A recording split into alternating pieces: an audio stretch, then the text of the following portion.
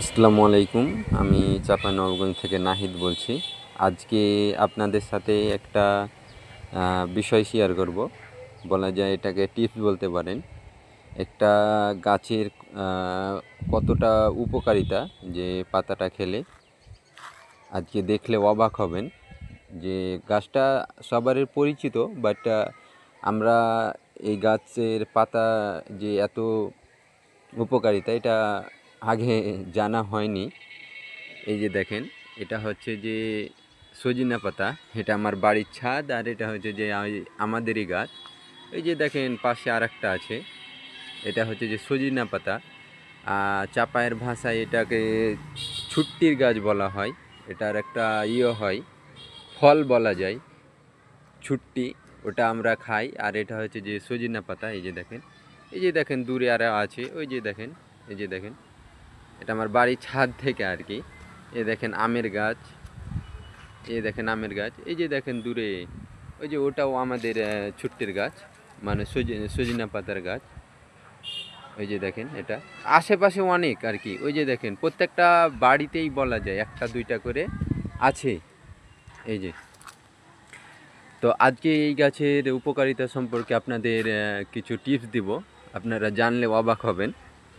আশা করি সম্পূর্ণ ভিডিওটা দেখলে বুঝতে পারবেন।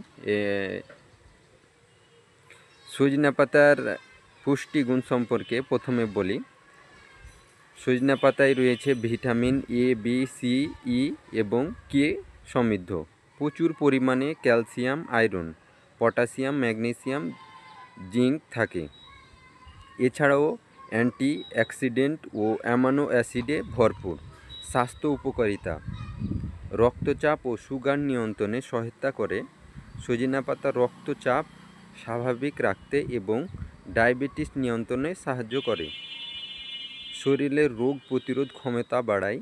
প্রচুর ভিটামিন সি ও অ্যান্টিঅক্সিডেন্ট থাকায় ভাইরাস ও ব্যাকটেরিয়ার বিরুদ্ধে শরীরকে শক্তিশালী করে।